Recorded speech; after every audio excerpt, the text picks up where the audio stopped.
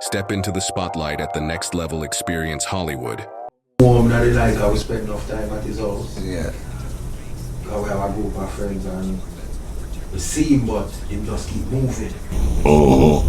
Yeah. Get the top three. Made it out the hood type shit. Gone already. You got the right, made it out the hood type shit. The nigga that made it out the hood. Yeah, because his mother and father encouraged a lot of us around. Damn. So what was y'all? So okay. So High school days. how old were you when you got your first record deal? When you was first starting to record and shit? Well, my first record deal was Golden Child. I give myself a deal. Yeah. You get me? I start my own label. You get 24 track tapes. A lot of people don't even know what that is. You know what I mean? Pressing stampers to make vinyl. This is in Jamaica. In Jamaica. Okay. Going down to Bob Marley, Tough Gang, pressing plant and recording studio. And So y'all making the records right there for the DJs and everything. So you make your shit. You go straight from the studio to the wax type Bob shit. Marley made everything a manufacturing center of music in Jamaica. Right. But people don't respect it because it's too easy. It's just there. You get He me? recognizes it. So Is it still there? Yeah, it's still there. Been here all our lives. Yeah. So you can go there, like make a song, then put it on wax. Production, anywhere. Wow, that's a whole experience. You should make that a Don Yute experience yourself. That alone, to be real, that alone. Because people don't know that. I didn't know that. If I would pay to go on. I would pay to take a trip. There's plenty of artists that would pay to go to Jamaica. When I first went. The shit they already got to put it on wax out there. When I first went, I wonder what Bob was thinking in the future. Yeah. Because this at this time, when this was like 20 years ago, when I used to go with another artist, I couldn't believe what I saw. Right. So it's like. The levels. So imagine being. So you was alive when Bob Marley was still alive. Yeah. All of us grew up know of Bob, you know. It's part of our blood. Okay, you too. Yeah. All of us, it just natural. So he was just in y'all hood, like.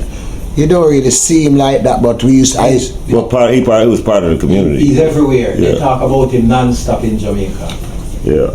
The name cannot come out whether he's alive or dead. It just cannot from him because he does miraculous things. Yeah. Right. So, what may I say? So then you started. How did you get to the point where you got to Atlanta, and you got with Jermaine Dupri and all that? How did that happen? Well, like I said, I used to got 16 years old, got to the Bob Marley place, press my records.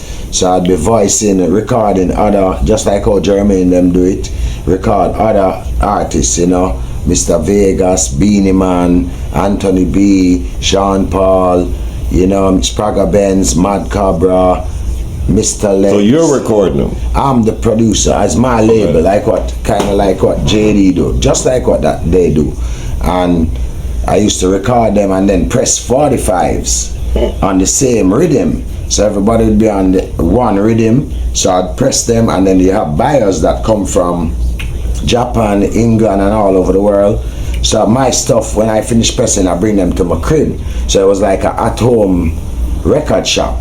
Right. So now these people from all over the world used to just see you know, you'd met. You're a teenager doing this? Teenager, 16. Damn. So I'd be going like, I'd be promoting the records on the sound systems and as much as I could, you know what I mean? You was just like me. That's exactly what I was doing at the same exact time, but I was doing it in Michigan.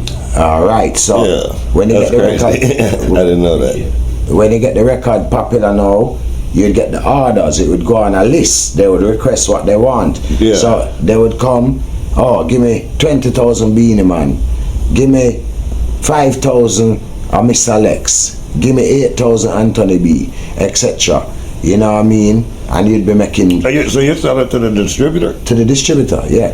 That's here. Even VP Records are big records. So do you still have any of these 45s? Yeah, I have a couple of them. But I don't really. I can't. So you wasn't. So I got a real valid question for you. So you wasn't even copywriting this shit. You was just going straight from the studio to the press and selling it raw dog. Raw like that. And damn. And just and just getting the money, like fuck the fucking publishing, fuck everything. No, but I did have my publishing set up, and most artists did have them. So what you're saying is you still have publishing on those works. Yeah, I'm publishing on those works. Okay, well that's probably worth some fucking bread.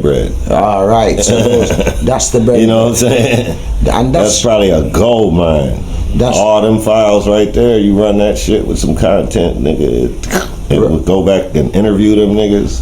That's really the story of Don Yute. So doing all that work now, you know, I did already have myself developed, so it wasn't like artist development, because I know what I wanted. Because back in the day, a lot of people, big artists, Bob Marley, Dennis Brown, they got robbed from producers. So I never want to come in the business making nobody produce me. You feel me? Right. I just do it myself. You know, right? Because you've always been the producer. That's why now I see why you always think like you. I always wonder why you be doing that. I was like, why are you doing that? Right, because y'all motherfuckers calling me artist, and I keep saying, what the fuck you calling me artist? But a lot of people, like for instance, I've known you for 25 years, and I didn't. This is the first time I even heard that story. Right, so it's like, you know, that's crazy. So that's why, you know, I became a threat, because most artists used to just sell out their rights to voicing on different labels trying to make their name, but I never really do that till when I see that, oh, you have to be on some of the hot producers' rhythms, and that in return boosts my label, because now I have a more artist name.